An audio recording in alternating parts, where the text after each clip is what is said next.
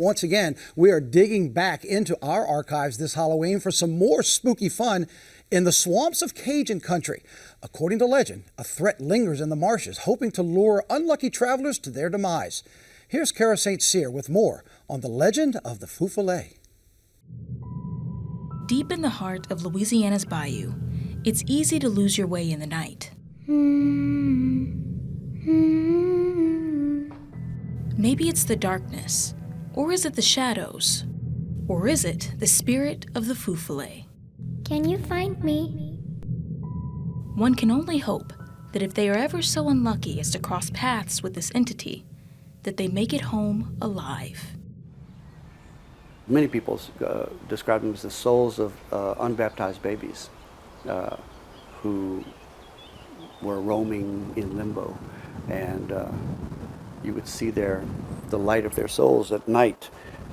And people used to claim that they would try to lure people away from the right path, to like get them lost. My aunt and uncle remember it and told lots of stories about seeing, the round bales that you see out now. They were as big as that, and they would roll. They would roll and bounce. That's what they said. They were big lights, big, huge balls of fire light.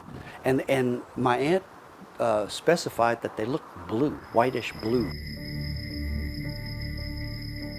As the story goes, the faint light of the Feufollet would shine for travelers walking Louisiana's roads and bayous at night.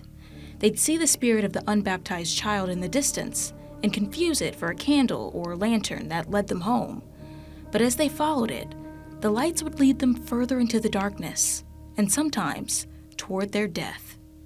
People would often tell stories about how they saw a light down the way, thinking, oh, that's the light at the house I'm trying to get to, the lantern at the house I'm trying to get to. But then it would move and said, oh, I must have gotten turned around. I'll go this way. Oh, I'll go this way. And they would get lost in the woods when in fact the light was moving. So it's trying to trick you. Trying to trick you. They weren't so malevolent. They weren't evil. Well, they were considered just rascally or impish, playing tricks on people. But sometimes the tricks had consequences. Though the name of this story is uniquely Cajun, the origin is not so much. The Feufollet is loosely based on the European will-o'-the-wisp, which is a ghost, fairy, or elemental spirit that seeks to lead you astray. The ball of light it emits is usually blue, and you could find them late at night in bogs or low-lying wet areas. When the French settled in Louisiana, they changed the name to Feufollet. The feu means fire, and follet loosely translates to wisp. Why are they unbaptized babies specifically? Unbaptized babies were described as being in limbo, wandering around between. You can't get into heaven, but can't be sent to hell, according to Catholic tradition.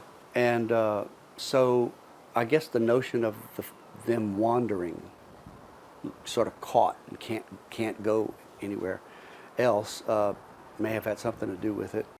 Now, there are a number of reasons for this story, and not all of them are exciting. In fact, most of them are scientific. The light that travelers saw was most likely a product of gas. Barry took me to a lot on his property where his aunt encountered the Feufollet to give me a better idea.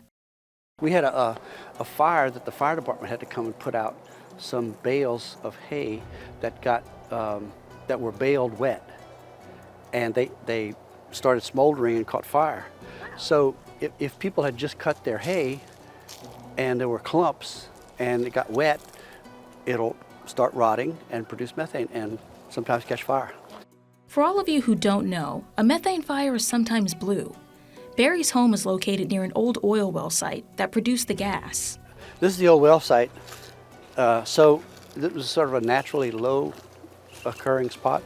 And then right behind those big trees, that tree line right there, there's a swamp. A swamp.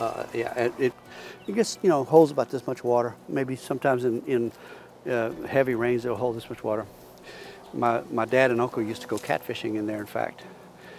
And that was another naturally occurring low spot. So it would, a spot that would have likely produced gas from decomposition. Barry's last explanation is a little more unconventional, but gas produced by cows on location could have also produced enough methane to cause a spark. Now, if you ever come across the Feufollet, here's what you should do. You could avoid having them make you get lost by planting a multi-blade knife into a fence post or a stump, and sticking it, and apparently the Feufollet was interested in its own reflection and would come and dance around the blades and play in the blades, and that way you could get away. I'm not here to tell you what's true or not. That's up to you to decide. But this Halloween, when you're walking through the darkness, don't follow the light. You may not come back.